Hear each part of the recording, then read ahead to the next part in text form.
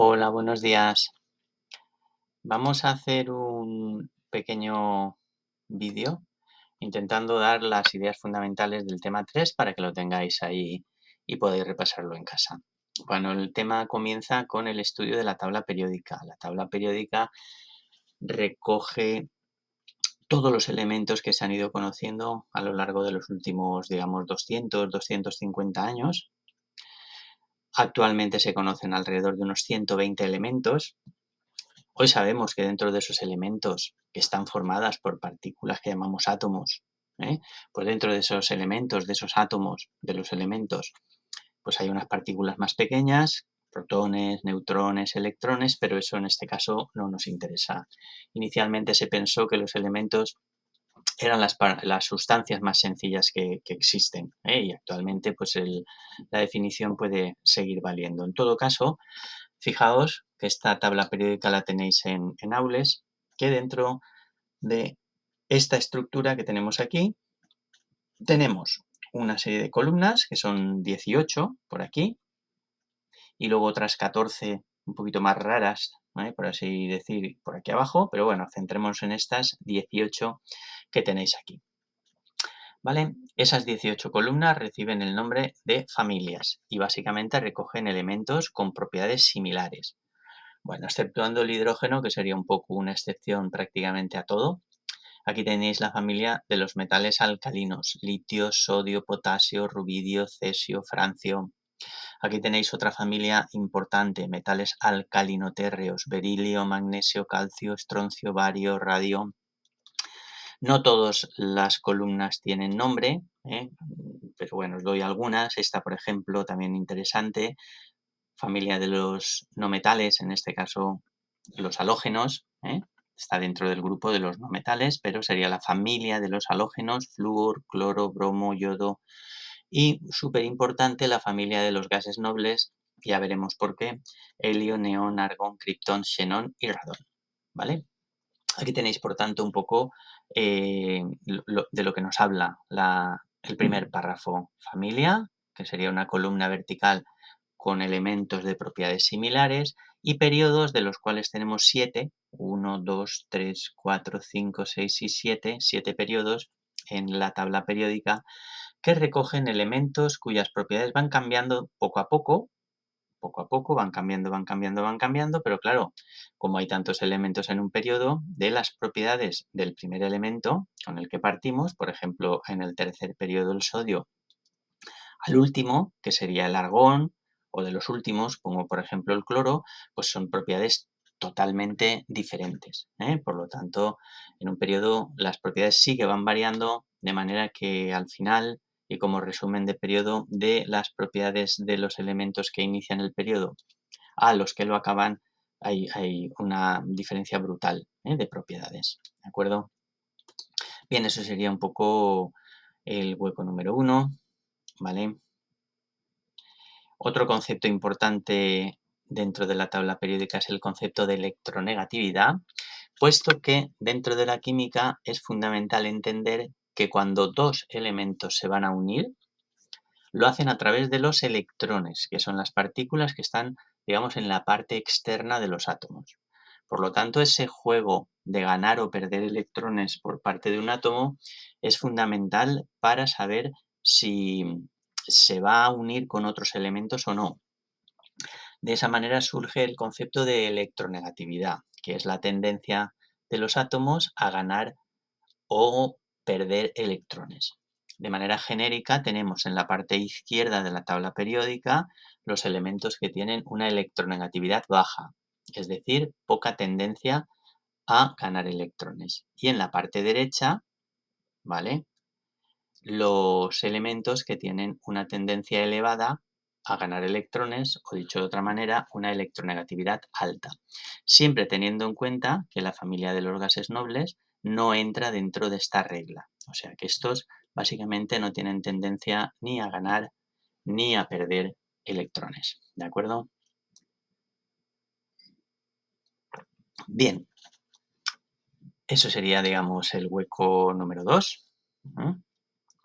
Y ya dicho eso, y resumiendo, Fijaos, tabla periódica, familia, periodo, electronegatividad baja, tendencia a perder, electronegatividad alta, tendencia a ganar. Cosa que será importante para poder entender un poquito mejor las reglas básicas de la química. Y los gases nobles que ya no muestran tendencia ni a ganar ni a perder. ¿Mm? De acuerdo. Ahora nos pasaríamos a estudiar un poquito quizá el átomo más importante de la tabla periódica. Esto se puede ampliar y lo podéis ver con más detalle, que sería el carbono, que está en la familia número 14 del segundo periodo. Segundo periodo y familia número 14 es el carbono. Este número 6, bueno, empezamos por lo más básico, el símbolo químico es C, muy fácil, por tanto. Y este número 6 es lo que se llamaría el número atómico, que es el número de protones que tiene el átomo en su núcleo. Pero bueno, tampoco es ahora mismo lo que más nos interesa, ¿vale? De momento el carbono, ¿eh? Este número 6, ya digo, es el número de protones que tiene en su núcleo. Por lo tanto, el carbono neutro tendrá 6 protones en el núcleo y 6 electrones en la corteza. Más importante que eso, lo que nos interesa es ir viendo las propiedades del carbono que hacen que sea un elemento absolutamente único dentro de la tabla periódica. Para empezar, forma 4 enlaces, ¿de acuerdo? Estos 4 enlaces, vamos a ver si consigo encontrar. Aquí lo tenéis. El átomo de carbono tiene capacidad de enlazarse con otros 4. La estructura en 3 dimensiones sería de este estilo, pero bueno, nosotros nos podemos conformar con ponerlo así. No es plano, o sea, si por ejemplo el carbono se uniera con 4 hidrógenos, que sería una posibilidad, formando un hidrocarburo, carbono, hidrógeno, hidrógeno, hidrógeno, hidrógeno, que sería el CH4, o sea, el metano, ¿vale? Pues sería una molécula en 3 dimensiones con esta estructura. Pero bueno, si la pintamos así, tampoco va a pasar nada. Esa sería la primera propiedad, digamos, del carbono, que tiene la capacidad para formar 4 enlaces.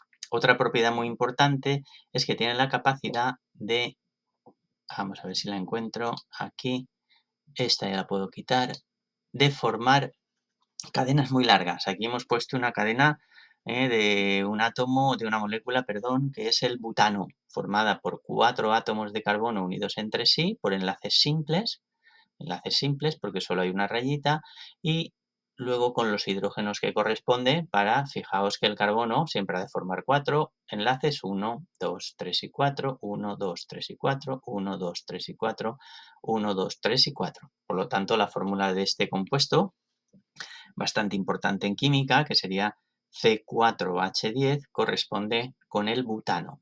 Con el butano. Bueno, de la manera esta que os comento, que aquí se unen 4 átomos de carbono, en realidad se pueden unir 4 o 200. Se pueden unir muchísimos átomos de carbono, muchísimos. ¿Vale? La siguiente propiedad importantísima, que la tenéis aquí, es la capacidad de formar ciclos. ¿De acuerdo? La capacidad de formar ciclos. Aquí teníais el que sería el ciclo de 6 átomos de carbono, que es extremadamente importante. Fijaos que el carbono vuelve a formar otra vez, como siempre, 4 enlaces. 1, 2 y luego con los 2 hidrógenos, que habría uno por aquí y otro por aquí, los 4 enlaces correspondientes para cada carbono. La fórmula de este compuesto, lógicamente, sería C6H12, si contáis los átomos de cada clase, y el nombre es el de ciclopentano. ¿De acuerdo? Ciclopentano.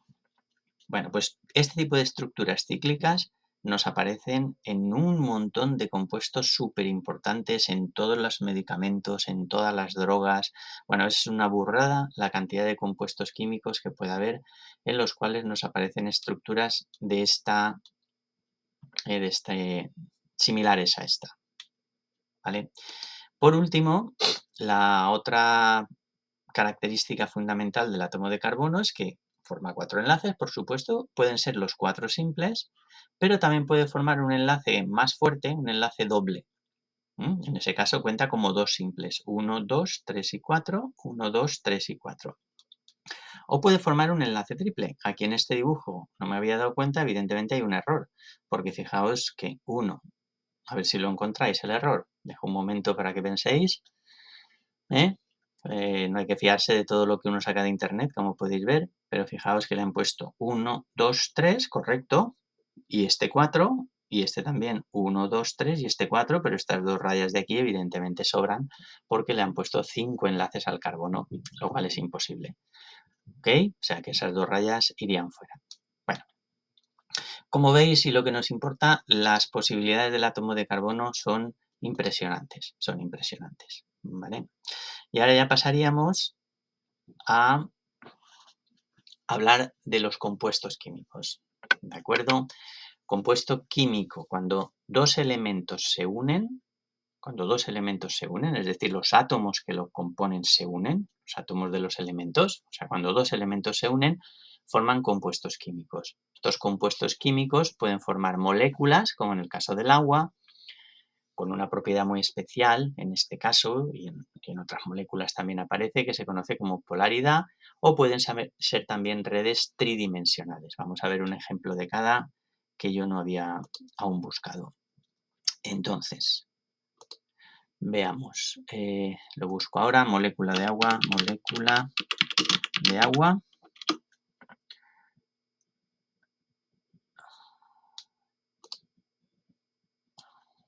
¿vale? Aquí tenéis lo que sería un poco una molécula de agua. Está formada por, pues bueno, aquí la tenéis, por ejemplo, me vale. Está formada por un átomo de oxígeno y dos átomos de hidrógeno. Bien, una de las características fundamentales de la molécula de agua es que tiene una parte negativa correspondiente al átomo de oxígeno y una parte positiva correspondiente a los átomos de hidrógeno. ¿Y eso por qué ocurre? Bueno, en conjunto la molécula es neutra, pero tiene dos partes, una negativa y una positiva. El hecho se justifica por la circunstancia de que el oxígeno es más electronegativo que el hidrógeno, por lo tanto tiene más tendencia a atraer electrones. Cerca del átomo de oxígeno habrá un exceso de electrones que son, por así decirlo, los que le roba al hidrógeno, que quedará, por tanto, con menos electrones de los que le corresponderían y, por lo tanto, cargado positivamente. O sea que la molécula de agua, ya digo, tiene una parte positiva, los átomos de hidrógeno, una parte negativa, el átomo de oxígeno, a causa de la diferente electronegatividad de los átomos que componen la molécula. Esta sería una posibilidad de compuesto químico cuando están formados por moléculas.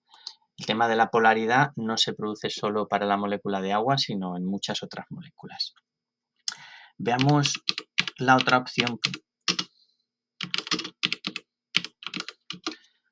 ¿Vale? Veamos la otra opción, que es la posibilidad de que formen, aquí tenéis la sal de cocina, redes tridimensionales. Vamos a buscar la estructura del cloruro de sodio, por ejemplo. Sería algo así. ¿De acuerdo? La que más os guste, como veis hay muchas, pues por ejemplo esta, ¿vale? Ahí tenéis lo que se llamaría la celda unidad, que podría ser esta de aquí, y que está formada por átomos de sodio. Bueno, tiene ahí una carga positiva, ya explicaríamos más adelante si se puede por qué, y el cloro que tiene una carga negativa. Bueno, no es imprescindible entenderlo, pero no es difícil comprender que si este es mucho más electronegativo que este, le quitará electrones y por lo tanto este queda cargado negativamente y este positivamente. En todo caso, es una estructura tridimensional mucho más grande que una molécula, mucho más grande que la molécula de agua que hemos visto antes, por ejemplo, y sería, digamos, la otra opción por la cual dos elementos se juntan para formar un compuesto químico. ¿De acuerdo? Vale, vamos eliminando cosas de estas y ya pasaríamos a los nutrientes. ¿De acuerdo? Bueno, la definición de metabolismo ya la conocéis del tema pasado, son todas las reacciones químicas que se producen dentro de nuestro cuerpo para obtener energía o para producir nuevas sustancias que nuestro cuerpo necesite.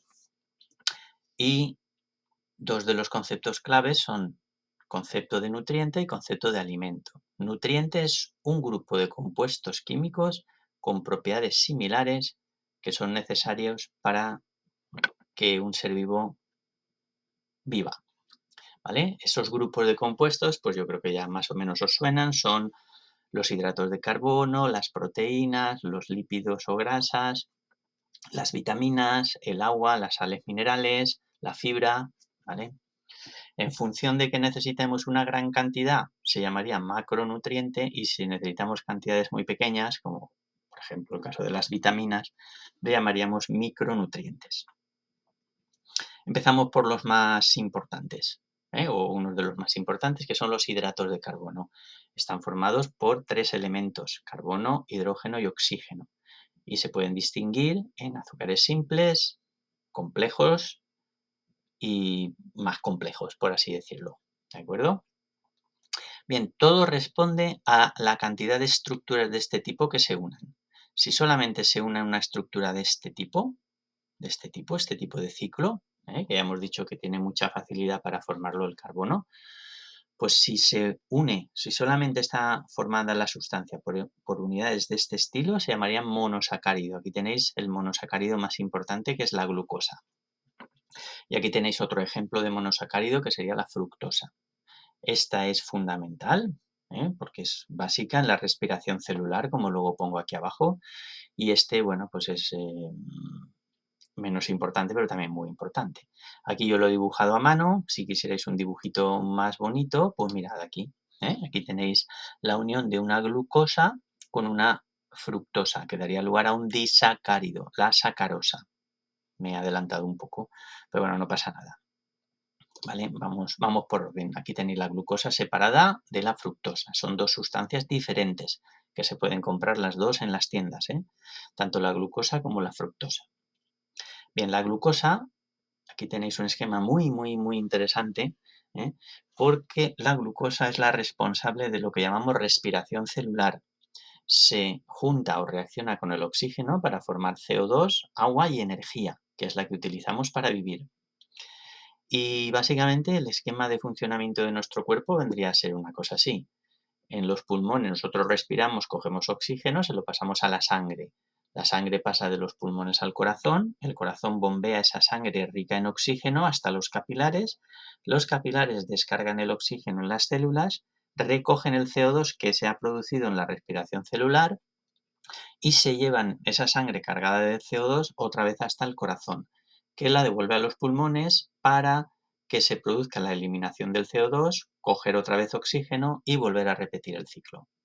Toda esa reacción básica que al final se produce con el oxígeno que aporta la sangre a la célula se produce dentro de las mitocondrias, y la reacción la tenéis aquí. ¿De acuerdo? Entonces es un esquema bastante interesante que además lo vamos a repetir en el tema siguiente. Bien, cuando los monosacáridos como la glucosa o la fructosa se unen, forman disacáridos. Y aquí tenéis un ejemplo de un disacárido muy importante, que es la sacarosa, que es el azúcar de mesa. Ahora sí que corresponde con este esquema. Es una glucosa más una fructosa unidas a través de un oxígeno. ¿Vale?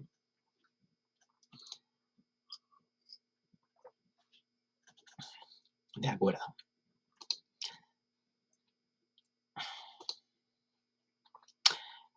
Pero aquí tendríamos disacárido. Cuando hay unión de muchas unidades, por ejemplo de glucosa, que es el caso más habitual, se forman lo que se llamarían los polisacáridos. Los polisacáridos. Ejemplos de polisacáridos de la glucosa: tendríamos el almidón, sustancia de reserva en las células vegetales; glucógeno, sustancia de reserva en las células animales; y la celulosa, sustancia estructural en las células vegetales. ¿Vale? Por lo que se refiere a la energía, o sea, a los alimentos en los que se encuentran, los azúcares sencillos, como la glucosa, bueno, pues es difícil encontrar glucosa libre en la naturaleza. Es más fácil encontrar fructosa, que está en las frutas, básicamente. Los azúcares un poco más complejos, como los disacáridos, estaría la sacarosa, el azúcar de mesa; y los muy complejos, que se encuentran en muchísimos alimentos, el arroz, la pasta, las legumbres, las patatas, con el nombre general de polisacáridos, ¿vale? Que ya digo, básicamente son almidón, glucógeno y celulosa, bueno, y algún otro interesante. Otra situación importante de este tipo de compuestos es saber con qué velocidad liberan la energía. Los monosacáridos tipo glucosa liberan la energía de manera casi inmediata y conforme nos vamos hacia la derecha, el proceso de liberación de energía es más lento, la sacarosa sería un poco más lento, y en los polisacáridos como el almidón o el glucógeno muchísimo más lento. Y esto puede ser interesante de cara a la nutrición.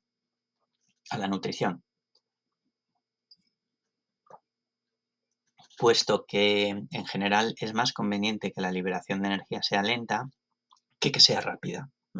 Que sea rápida.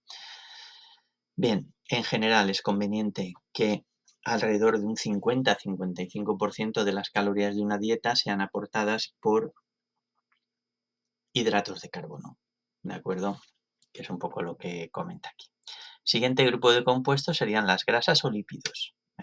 Las grasas o lípidos que están constituidas también por una cadena larguísima de carbonos unidos entre sí, esto no es nada nuevo, pero al final de esa estructura aparece una estructura diferente, que es un átomo de oxígeno unido por un doble enlace a un átomo de carbono y luego un grupo OH unido ahí. Esa estructura se repite siempre en los ácidos grasos, en las grasas. Perdón. ¿Vale? Se dice que las moléculas de ácidos grasos tienen un comportamiento anfipático, que quiere decir que tienen una parte apolar, porque aquí todos los átomos tienen la misma electronegatividad, luego esto será apolar, pero aquí en la unión entre el carbono y el oxígeno, ¿vale? Habrá una cierta polaridad, puesto que el oxígeno es mucho más electronegativo que el carbono. Esta parte tiene tendencia a juntarse con el agua, por eso se le llama hidrofílica, pero esta parte tiene tendencia a evitar el agua, por eso se le llama hidrofóbica. Rehuye el agua mientras ésta se quiere unir. Eso va a ser muy importante, como más adelante veremos. ¿Vale? Podemos distinguir los ácidos grasos saturados de los insaturados. Ácidos grasos saturados que son menos saludables son aquellos en los que todos los enlaces carbono-carbono son simples. ¿Veis? Simple, simple, simple, simple, simple, simple. Este no cuenta, ¿eh? Este es doble, pero no es carbono-carbono, es carbono-oxígeno. Entonces, cuando todos los enlaces carbono-carbono son simples, esa sustancia es saturada. Y cuando alguno de los enlaces es doble, en la cadena carbono-carbono, es una grasa insaturada, que son más saludables, ¿vale? Que son más saludables. Vale. Un momentín. Vale. Bueno, aquí tenéis la estructura que se me ha pasado a ponerla antes, es la anterior, pero bueno, no pasa nada, de lo que sería el almidón, muchas unidas ahí, para formar, ¿eh? Esto es una parte del almidón. Bien, creo que de momento voy a parar aquí. A ver un momento, me he quedado... Bueno, voy a acabar si acaso esto de la membrana y paramos ya. Y una segunda parte del vídeo la haré en otro rato porque si no es un poco largo. Bien, fijaos la membrana plasmática que está formada por grasas que tienen una parte que es, como es anfipática, la molécula de grasa, una parte que no quiere juntarse con el agua, que sería esta, y una parte que sí quiere juntarse con el agua, que es la de fuera. Dentro de la célula tenemos agua, fuera de la célula tenemos agua, y eso hace que la grasa se disponga de esta manera, con la parte que quiere estar cerca del agua, pues cerca del agua, y la parte que no quiere estar cerca del agua, que sería esta, pues se enfrenta una con otra. Esta sería la parte hidrófoba y esto de aquí sería la parte hidrófila, ¿vale? De acuerdo, bueno, pues vamos a... Aquí tenéis ejemplos de dónde se encuentran grasas saturadas e insaturadas. Vamos a dejarlo aquí y haremos una segunda parte, otro vídeo, con proteínas y todo lo que queda de tema, ¿de acuerdo? Bien, porque ya llevamos 24 minutos y si no se hará muy largo. Muy bien, vale, hasta luego, luego continúo.